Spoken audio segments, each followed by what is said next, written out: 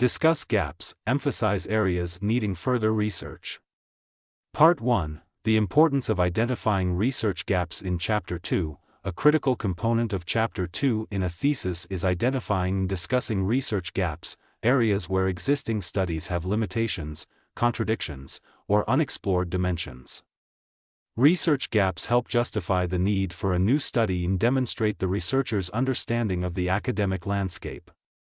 Rather than simply summarizing existing studies, an effective literature review must critically analyze what has been done and highlight what is missing. A research gap can take many forms, such as theoretical gaps, when existing theories fail to fully explain a phenomenon. For instance, in vocational education research, traditional learning theories may not account for the role of AI-driven personalized learning in technical training. Methodological gaps, when past studies rely on similar methods without exploring alternative approaches. For example, most studies on student engagement in e-learning may use surveys, but few explore longitudinal case studies. Contextual gaps, when research focuses on a particular geographical location or population, leaving other settings unexplored. If most studies examine urban schools, the impact of e-learning in rural technical vocational institutions might be a gap. Empirical gaps, when there is limited empirical evidence supporting a theory. For example, if studies suggest that augmented reality enhances vocational skills, but real-world applications are few, further research is needed. Contradictory findings, when different studies produce conflicting results, requiring further research to clarify the issue. For example, if research on blended learning in vocational education shows positive effects in one study but no significant improvement in another, this inconsistency signals a research gap that needs deeper investigation. By identifying gaps in research, the literature review strengthens the rationale for why the current study is necessary. Rather than just repeating what is already known, it highlights unanswered questions, ensuring that the thesis contributes new knowledge to the field. Part 2. Strategies for identifying and discussing research gaps. To effectively discuss research gaps in Chapter 2, researchers must go beyond merely stating that a gap exists. They must explain why the gap is significant and how addressing it will contribute to academic knowledge. Several strategies help in effectively identifying and discussing these gaps. Comparing past studies to identify unexplored areas, researchers should examine trends in literature to find recurring limitations or inconsistent findings.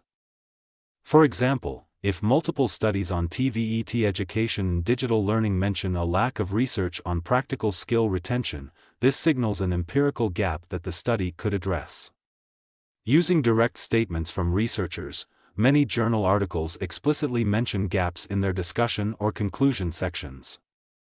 Researchers can use statements like, "Future research should explore," "A limitation of this study is," "There is limited evidence on." For instance, if studies on virtual reality in vocational training often state that long-term effects on job performance remain unclear, this presents a clear gap worth investigating. Analyzing methodological limitations in past research. Examining how previous studies were conducted can reveal areas needing improvement.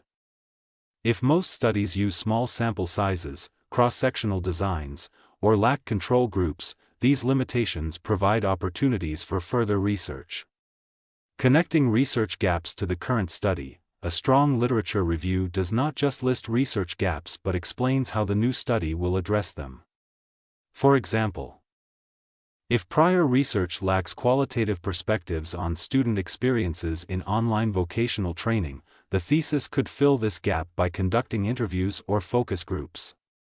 If studies have focused mainly on university-level students, the research could extend knowledge by examining TVET learners in rural areas. Visualizing research gaps through tables or concept maps. To clearly illustrate gaps, researchers can use tables comparing what has been studied and what remains unexplored. By presenting research gaps clearly and systematically, Chapter 2 becomes more than just a review, it builds a strong case for why the study is needed. Final thoughts: a well-written Chapter 2 does not merely summarize previous studies but engages with them critically. identifying gaps and demonstrating how the new study will contribute to filling them.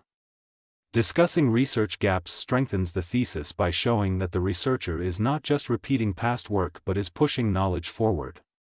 If you like this kind of content, click subscribe to be updated on the next video. Thank you for watching.